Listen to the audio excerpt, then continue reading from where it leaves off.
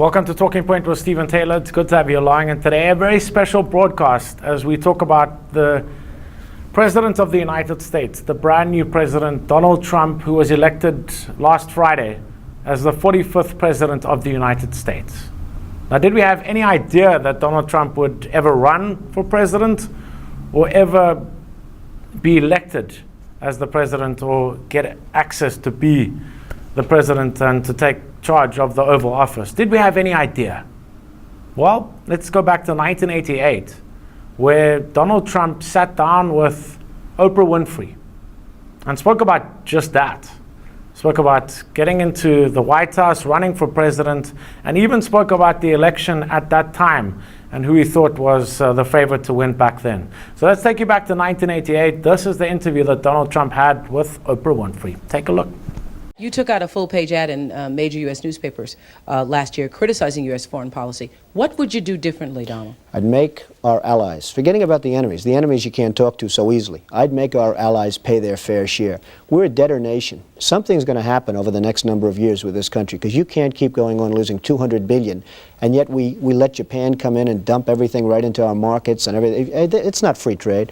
If you ever go to Japan right now and try to sell something, forget about it, Oprah. Just forget about it. It's almost impossible. They don't have laws against it. They just make it impossible.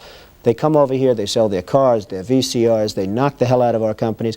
And hey, I have tremendous respect for the Japanese people. I mean, you can respect somebody that's beating the hell out of you, but they are beating the hell out of this country.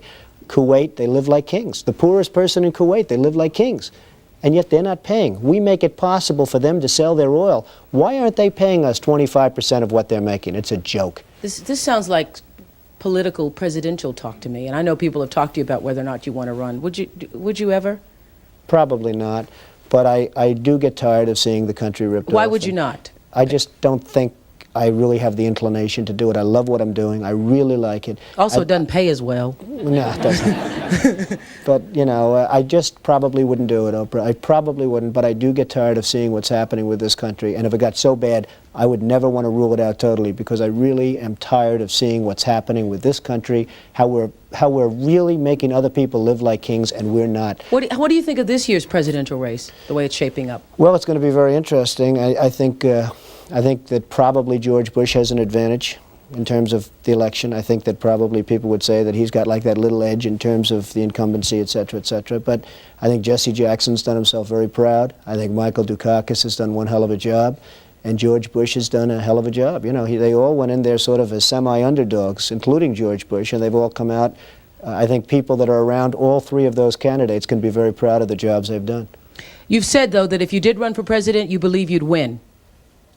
Well, I don't know. I think I'd win. I tell you what, I wouldn't go in to lose. I've never gone in to lose in my life. And if I did decide to do it, I think I'd be inclined, I would say that I would have a hell of a chance of winning, because I think people, I don't know how your audience feels, but I think people are tired of seeing the United States ripped off. And I can't promise you everything, but I can tell you one thing: this country would make one hell of a lot of money from those people that for 25 years have taken advantage. It wouldn't be the way it's been, believe me.